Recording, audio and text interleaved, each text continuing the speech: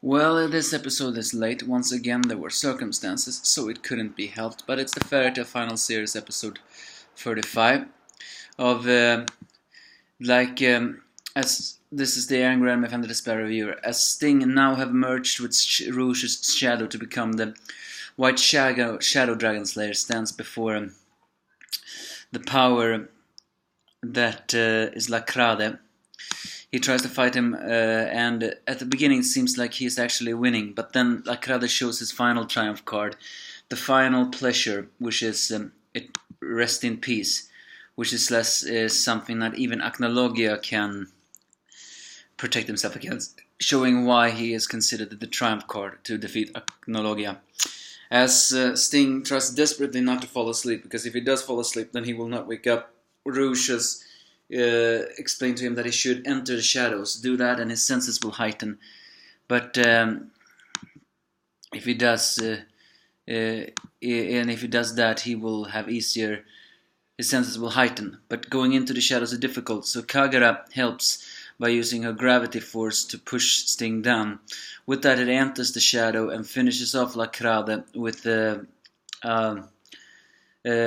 White Shadow Dragon Silk Slash, which is similar to the one they used to defeat their corrupted former master, as well as the one that Future Rouge used. In a way, all three of them defeated Larcrade together. However, on another field, Natsu in his dream world actually meets a different apparition this time. This time he actually meets Sting, who guides him, and later on even Sereth.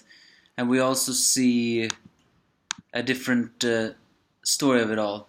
It's actually River and even Rouge. It's actually revealed that the scar that Natsu carries, we all know that apparently Igneal gave it to him because it was made of Igneal scales, but apparently a dragon, as you know, do not really have the power to knit a scale. So the one who knit the scales was none other than Anna Hartophilia, who was Lucy's distant ancestor. At least that's what we can presume, given to the fact that what happened. Anna was described as a very kind and caring.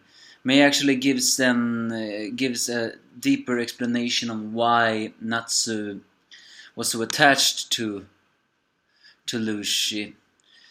Elsewhere, back in the Erza world, Happy is crying and reveals the fact that Natsu is END, and if Seraph dies, then Natsu dies too.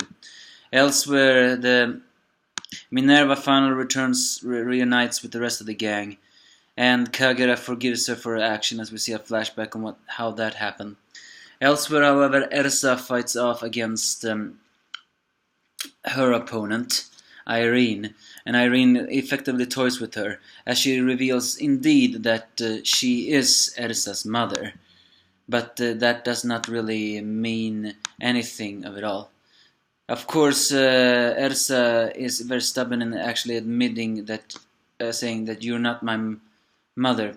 It's unknown if she does that because she cannot forgive Irene for being, well, on the side of the place that took away the guild she loved, or of the fact that she wasn't exactly raised by a mother, and anyway.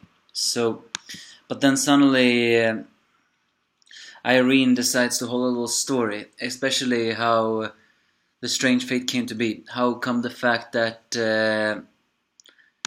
how Irene abandoned Erza, as well as a lot more sad tale on the story that is Irene, as she reveals herself that long time ago she was known as the Queen of Dragons when she was young and looked exactly like Erza, mind you. It's basically this episode. I mean, the sequence against Sting felt a little good. The Happy situation was a little bit emotional, as Happy has revealed everything else now. We also saw Anna Hartophilia. I'm very certain that is the same kind of person we saw in the very first episode of the final series, because there was an unknown woman standing before Layla Hartophilia's grave. So maybe it was her.